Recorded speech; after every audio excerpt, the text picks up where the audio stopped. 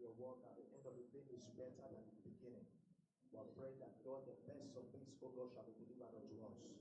We ask that, Father, your grace, O God, that have been upon the life of your Son, who has been on this project, Lord, will perfect all things to your glory, even today, in the name of Jesus.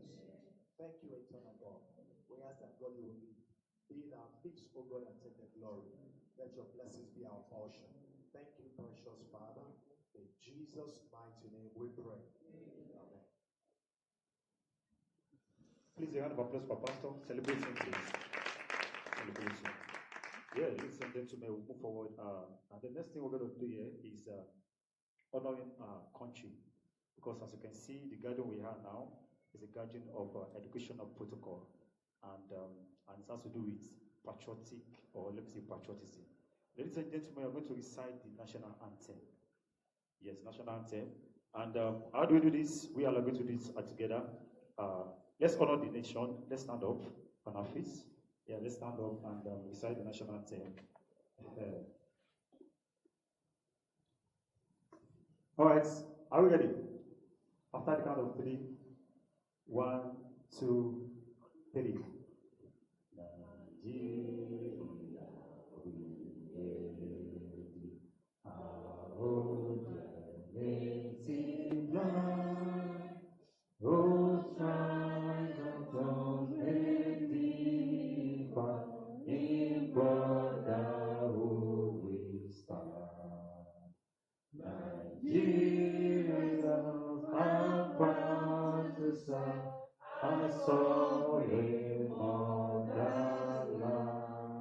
Round of applause for the nation. So that's the protocol. Yes, let's have a seat. Let's have a seat. Now we're moving forward. The moment here now is the ceremonial teaching. So I would like to invite the son of the soil, our brother, ladies and gentlemen, is not that person, but the man that has been doing this for the past 10 days. For the past 10 days. Ladies and gentlemen, before that, I would like to ask a simple question. You know, sometimes you're talking about teaching like this. You know, it's always funny when you see students ask questions in class sometimes. In fact, today's class, students will ask questions again. And teacher finish the class, say, any question? They'll say, no question. Do you understand? Yes. I'm a math teacher, sir, and I teach mathematics. Do I look like a math teacher? That didn't look me. I've been teaching mathematics for the past 20 years. I'm also a teacher. I'm proud to be a teacher. And I'm also a public speaker. Man, I don't look my look. Just ignore that side, Ladies and gentlemen, I would like to invite our brother to some is an uncle, to some of us is a father, and to some of us is a brother. Ladies and gentlemen, I would like to welcome our brother, Chris Omajuwa. Let's celebrate him. Let's celebrate him.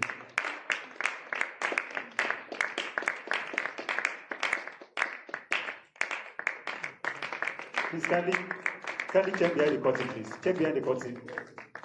Check behind the curtain. Yes. That's the man Sabi do shaka. It's when they introduce him.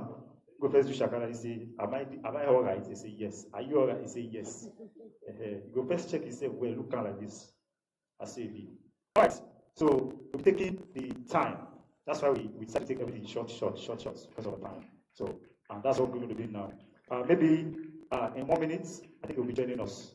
I think that's what we're going to do. So I want to ask something.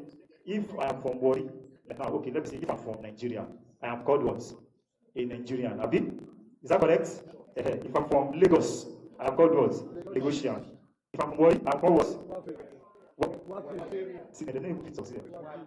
You want to say what again? So if I'm from Togo, you call me what? That will be Togonia. If I'm from Mali, Malia. Malians? Malians. So if I'm from Poland? No, because I'm not you guys. So if I'm from Poland, I'm what?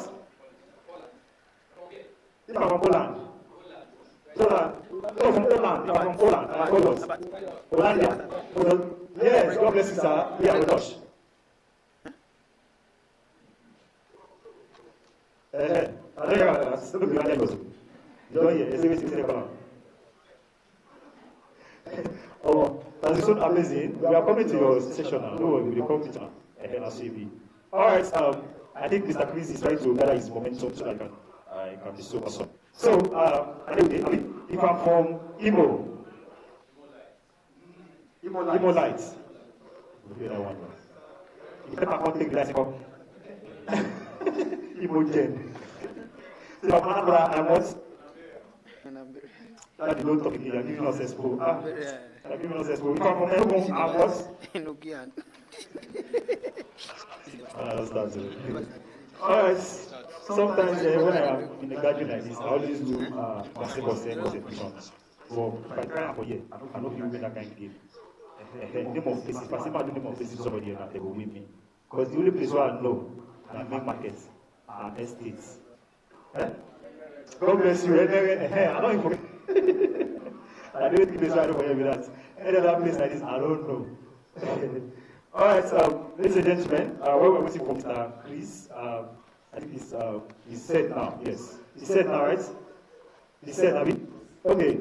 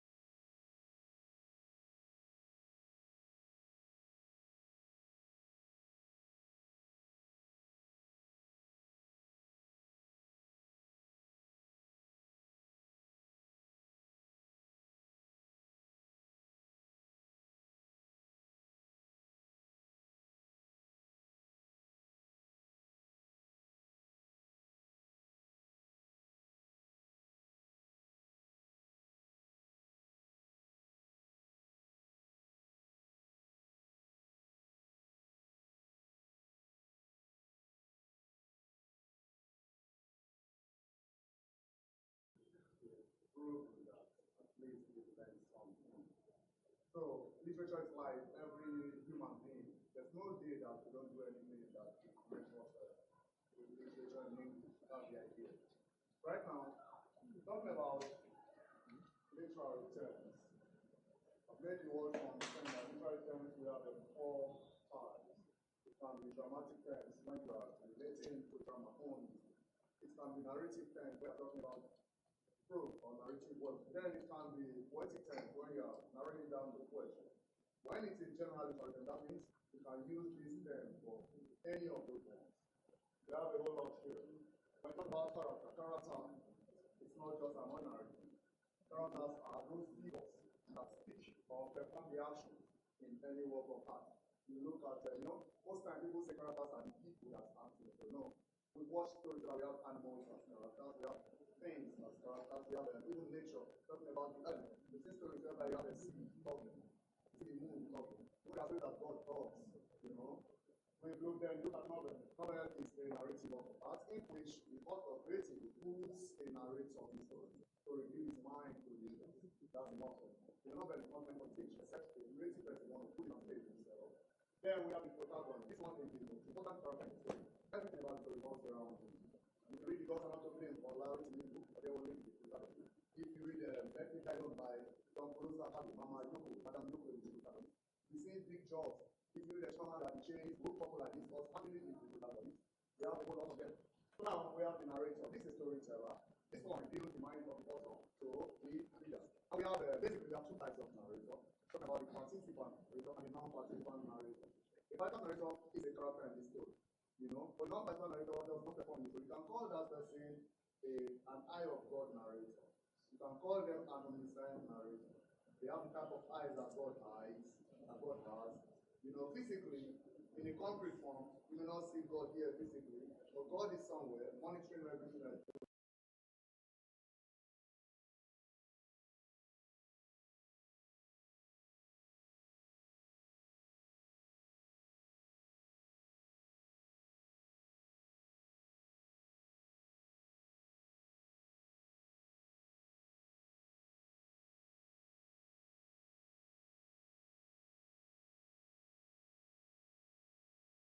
So the narrator that is called an eye of God narrator, like the one we have here, unexpected joy at dawn. This person detaches himself from the story, but he knows everything that is going on here. That's an eye of God narrator, an omniscient narrator. You go down to villain.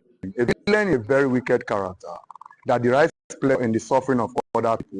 You want to see him? You see Francis in Second Class Citizen. You know, that's a villain. We have an antagonist, a character that is always against the protagonist.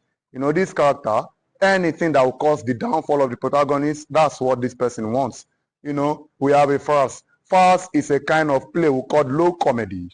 You know, the exaggeration in farce is too much. They try to amuse the audience, whereby the characters disguise their faces to amuse the audience. We call it low comedy. Mime is also called pantomime. William Shakespeare calls it dumb show. It's a play that involves only facial expressions. They don't speak. You understand? That kind of play is called mime, pantomime, or dumb show. You know, slapstick. Slapstick's an interesting drama too, whereby you see the slapstick, actors, the characters perform with dangerous weapons like stick and sword and all that. That's what they use for slapstick. Burlesque is an interesting play too, but this one involves striptease. Characters are allowed to perform nude on stage. That's a burlesque. Then if you look at rehearsal, this one is a kind of major element of drama. Rehearsal is the preparation you have to undergo before plays are being performed on stage for the audience to avoid any issues. You know, then we have comedy. Comedy is an ensemble that makes the audience to laugh, tries to amuse the audience. We have unserious characters doing comedy. That's why it is called comedy. Then we have tragedy. Tragedy is the opposite of that one. A tragic play is a play that involves the death or the downfall of the major characters, and they must be the ones to cause it by themselves. You know, the characters either by mistake or through pride. You know, if you look at Madam Yoko here and Let Me Die Alone, mistake caused her own downfall. She had to go down at the end. You know, if you look at the gods are not to blame, pride caused Odewale's downfall. He has to go down too. You keep moving down, we have sonnet. Sonnet is not just a poem of 14 lines. A poem of 14 iambic pentameter lines. We have styles in writing sonnet. You know, each line of a sonnet must have 10 syllables. You know, that's 5 iambic feet. Shakespeare says, shall I compare thee to a summer's day? That's syllables. A sestet is a stanza of 6 lines. A sestet is a stanza of 6 lines. If you look at Italian sonnet has 1 octave and 1 sestet. That is 8 lines and 6 lines. The next one is an octave. An octave is a stanza of 8 lines. Take note of that one. A quatrain is a stanza of 4 lines. You understand? The man said in Crossing the Bar, sunset and evening star, and one clear call for me. And may there be no moaning of the bar when I put out to sea. 4 lines, that's a quatrain. Written by Alfred Lord Tennyson of the United Kingdom, England precisely. Then we have synecdoche, is a figure of speech used when a part of something is used to represent the whole of it, or the whole of something used to represent part of it. I like the Bible. The word says, give us this day our daily bread. Daily bread does not mean bread. It means everything you need for that day. Everything you need to live life. The money you need, the food you need. So using a part to represent it, whether it's synecdoche, you move on to oxymoron. Oxymoron is a figure of speech when you place opposite or self-contradictory words side by side. Some people are so smart, but they don't know that they are wise fools. That is oxymoron. This lady looks as if she's a beautiful monster. Oxymoron, placing two opposite words side by side. You need to be fast, but I don't enjoy this your slow speed. That is oxymoron, placing two opposite words side by side. We have metonymy, using the symbol of something to represent the thing itself. Instead of you saying the king wants to see me, say the crown needs my presence. That is metonymy, using the symbol of something to represent it. Litotes is the opposite of hyperbole.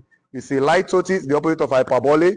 If you look at litotes, instead of you trying to exaggerate, you try to bring it down. You will say the lady is too beautiful. Why not say the lady is not looking bad? Bring it down a little. That's litotes. I'm a citizen of a very big nation. Say I'm a citizen of no small nation. Don't say the man is very kind. Say the man is not unkind. You see it? Now, litotes, you use no, not, or never. Add it to an adjective. You get what you want to get. You get the opposite of what you need. All right. Dress rehearsals. Dress rehearsals. Dress rehearsal is the last rehearsal that you embark on before you perform live on stage. You should, in most cases, we do dress rehearsals with our costumes. That's what to do. With the props we want to use, with the makeup and everything. That's dress rehearsal. You keep moving on. We have the cloakroom. The cloakroom is where we keep our items, our clothes, our equipment, everything we need to keep. The cloakroom is always in the theater. There, that's where we keep things that they use for acting on stage. We have the prompter. The prompter is that person that reminds you of your forgotten lines. He tries to remind the actors of their forgotten lines. While you're acting, you silently look at that person in front. Gives you sign, That's a prompter's job. We have them. They are elements of drama. Plot is the structure of a work of art. Plot is how you build your story from exposition to denouement. How you build your story from beginning till the end. That's the idea. Diction is a writer's choice of words. The way you select your words in your poem, that is called diction. But doing this so that students will understand that literature is something they can also tackle. Then Zugma. Zugma is a figure of speech, which we use when a verb governs two subjects. One verb governs two subjects. Just say, I went to the bakery. While the bread was baking, I was having a headache. No, just say the bread was baking, so was my head. That is Zugma. One verb governs two subjects. The bread was baking, so was my head. Let baking cover everything. Zugma there. Then persona is the storyteller in a poem. The persona is the storyteller in a poem, the narrator in the poem. When you look at this beautiful poem, what's that poem? Black Woman, and Leopold said a single. The person says, naked woman, black woman. Clothed with your color, which is life, with your form, which is beauty. In your shadow, I have grown up, the gentleness of your hands was made over my eyes. And now, high up on the sun, big pass, at the heart of noon, at the heart of summer, I come upon you, my promise. And your beauty strikes me to the heart like the flash of an eagle. I tell that to my wife sometimes, and keep moving on. Then we have point of view. Point of view is your direction, where you stand to tell a story. You understand? It can be first person's point of view or omniscient point of view, which I've explained earlier. If you are doing first person, that means you are part of the story. If you are doing omniscient, that means you try to detach yourself from this story. Yes, now the cowboy. The cowboy, we see them in our schools. When it's your turn to go to say your teacher, hey, come and act. The cowboy is the one that tells you when to go on stage. Please, we don't have call girl in literature. Call girl means prostitute. So you don't use that word. If the person is a girl doing the jobs, the person is still a cowboy. Note of that. Then personification is a figure of speech used when non-human are given human attributes. You understand? The moment I enter the hall, this one, the empty hall was just staring at me. That's personification. Non-human. As if it's not defined, it's waving his hand and turning his head. That is personification. Then you move on. Onomatopoeia is a figure of speech whereby name and sound of something suggest the meaning of those things. The pattern of the rain is disturbing me. The word pattern, if you listen, it sounds the way the rain is hitting the roof. It sounds like that. So that's it. A poet, that's Onu Chibike, in his poem, A Government Driver on His Retirement. He said, and so booze on his way on wheel. Booze his vision and clear Jordan. Booze is a take call. Look at the sound. It sounds like the word. Booze his vision and clear Jordan. He boomed his brand new car and he sent home to rest in peace. That is, we are saying don't drink and drive. And don't drive and drink. So take note of that one too. Now you move on to antithesis. Antithesis is the big brother to oxymoron. Oxymoron says you place two words side by side. Antithesis is place two opposite statements side by side. If you need peace, prepare for war. The more you look, the less you see. You see statements like that. Place two opposite statements side by side. Rhetorical question is that any question in literature is one, and any question that you don't have not basic answer. I cannot even answer. That's a good question. In the Bible, I saw that one. Death, where is that sink? Nobody can answer you. Death, where is that? It's your come, Father. Why did you leave us at this time? It's not. Why will you get the answer? Okay, what will happen tomorrow? Where will you get the answer from? That is a rhetorical question. An allegory is a narrative work in which the author tries to use the characters, scenes, and events in the story as clear symbols of real and existing ones. If you read this book, Buchemeta's Second-Class Citizen, it's an allegory. Ada symbol is that woman going through pain in the hands of a man that does not value a woman in the marriage. Take note of that one.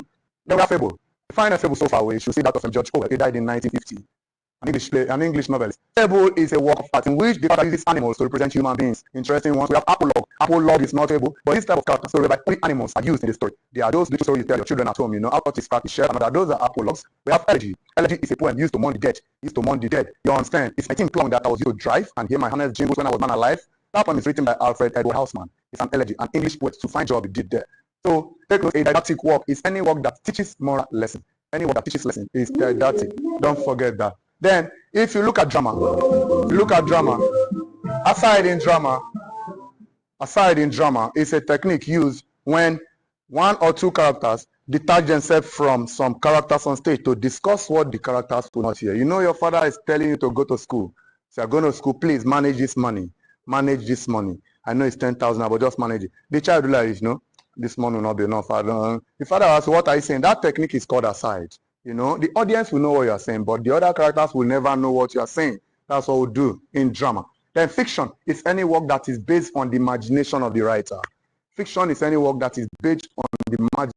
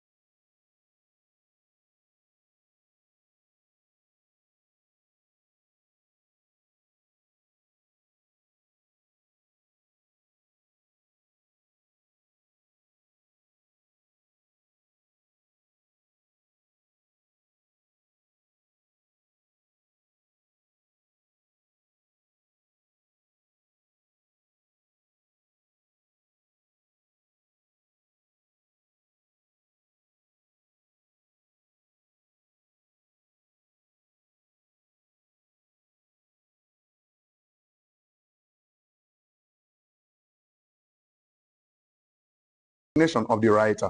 We have what we call a biography. Yes, the true life account of a person written by another person is called biography. You move down to apostrophe.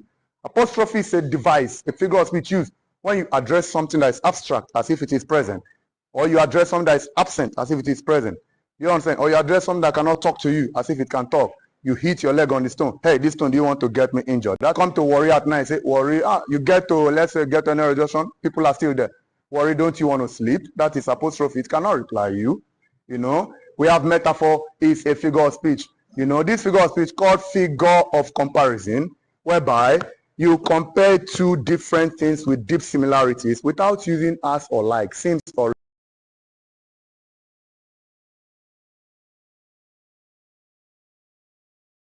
resemble. That type of figure of speech, look at it. You can look at life. This guy used it in his poem, Kofi Awuno. Kofi George Williams Awuno, a Ghanaian poet, very fine poet. He died some time ago. The guy said, I have wandered in this great wilderness. This great wilderness men call life. The rain has beaten me, and the sharp storms cut as keen as knife. He did not say this wilderness that look like, this life that look like wilderness. You see that is metaphor, indirect comparison without using as or like. We have setting. Setting is it's not that you are setting block. In literature, setting deals with your location and the season of the work. The setting is where the actions take place, place setting, time setting when the actions take place. Don't forget that theme is the main message a work of art is passing across to the readers. Theme is the main message a work of art is passing across to the readers. Yes, and then resolution is the concluding part of a story. Resolution is the last stage in the plot of a story when all the conflicts have been resolved. Don't forget that soliloquy. Soliloquy is a dramatic technique in human attributes. Do you understand? When nature is giving human attributes. Most times people say the sun is smiling, it's personification. No, it is pathetic fallacy. But if your option, students, if your option does not have pathetic fallacy, you can go for personification. Do you get that? Yes, the sea roared when we got to personification. Prologue is the introduction of a play. Before the play begins, you see somebody coming out, ladies and gentlemen, You want to watch a beautiful play. Please learn from it and enjoy this. That is a prologue. Then you go down. Curtain Raiser. It's an introductory part of a play that is not part of the main play. You've watched movies. As it's slot in your DVD, they want to talk about, let's say water. There's some kind of people are shooting, going up and down. You won't hear sound. Then after that, the screen will go blank and they will bring the title of the film for you. That first thing is called curtain raiser in drama. You move on to tragic flaw. Tragic flaw is a major technique in tragedy. It is used when the mistake of a character leads to his downfall. That is tragic flaw. You see, tragic hero is a character that caused its own downfall, either through pride or through mistake. If it is through pride, you call it hubris. If it is through mistake, you call it tragic flaw. Don't forget that. Poetic justice is that law of karma in literature that proves that if you are a bad person, before the story comes to an end, you will reap what you sow. If you are a good person, before the end of the story, you reap what you sow. That is that. And if you look at them, poetic license, I like this one, is the right given to a poet to express himself as he likes. That's why in the second line of Ladewa Sonu's poem, Read Out the Treasure Trove, he says, line 1, but what can be worthy of your life? Line 2, he put question mark there. Line 2, what's dearer than the gems of your dream? But no question mark. That is poetic license. You have the right to express yourself as you like. Nobody does anything to you. That's a poet. You know, we have foot. Foot is not this one. Foot is made up of 2 or 3 syllables. A word or group of words with 2 or 3 syllables. We use them to measure the length of lines. You don't say this line has 7 words. You say this line has also number of feet. How? Shall I compare thee to a summer's day? This one has 5 feet. That is it. Because if I say, shall I compare thee to a summer's day? Thou art more lovely and more temperate. Which one is longer? Shall I compare thee to a summer's day? 8 words. Thou art more lovely and more temperate. 7 words. You say the first one is longer, but they are equal. Shall I compare thee to a summer's day? Thou art more lovely and more temperate. They have 5 feet each. So foot is used to measure the length of line. So you're rounding up. Repetition is a deliberate retake of some words in a line of poetry or in a statement. Heroes are not extraordinary people, but they do extraordinary things at extraordinary times. That is repetition. We are rounding up. Parallelism is not repetition. Parallelism is repeating one thing in different ways. I love my son. He's such a good lad. That is parallelism. Repeating one thing in different ways. I love my son. He's such a good lad. You know, Lasting Hughes, his poet said it. He said, "No rivers, ancient as the world and older than the flow of human blood in human veins." If you check, ancient and older, he's trying to do parallelism. I'm closing. Refrain is repeating the same line at the beginning or end of stanzas in a line of poetry. Look at this poem. Who sat and watched my infant sleeping in the bed and tears of sweet affection shed my mother. When pain and sickness made me cry, who gazed up on my heavy and fear for death that I should die, my mother. If you check, that kind of repetition is called refrain. You move on to pan. Pan is play on words. You can call it paranomasia as well. Pan is used when you repeat a word, when you repeat words with the same sound but different meaning. Mr. Peter is trying to peter through the window. You see that? The two were there too, but were too short to be seen. That is pan. Play with words. Paradox is a statement that does not make sense. But when you check it properly, there's sense in it. Do you understand? The child is the father of the man. It does not make sense, but give the child time, he will grow up and still take care of the father. That's the idea, you know. That is it. So look at that. We have simile. Simile is like metaphor. But simile, comparison of 2 different things with deep similarities using as, like, seems or resemble. Direct comparison, you know. And it resembles the savannah that blossoms forth under the masculine ardor of the midday sun. You know, the world is like a stage. All of us are like actors. When you finish acting your part, you leave the stage for others to act. That is simile. Meter. Use meter to decide the number of feet in a line of poetry. When a line of poetry has 1 foot, it is called monometer. 2 feet diameter, 3 feet triameter, 4 feet tetrameter, 5 feet pentameter, 6 feet hexameter, 7 feet heptameter, 8 feet octameter, 9 feet is nonameter, and 10 feet is decameter. Thank you, because I believe we've learned something here. God bless you.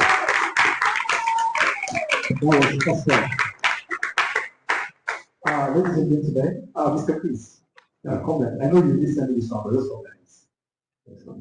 Yes. Ladies and gentlemen, we're going to make the old scenario. We're going to wow the old scenario.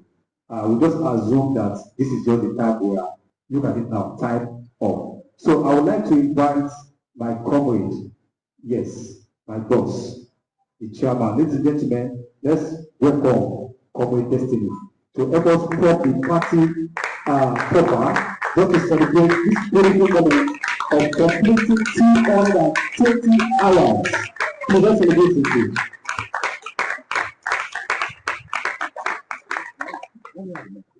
Yeah, you see something. Mama, come on.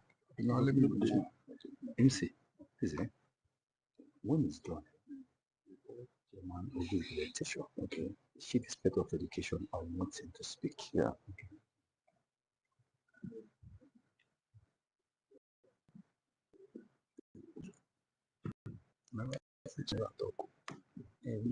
Okay.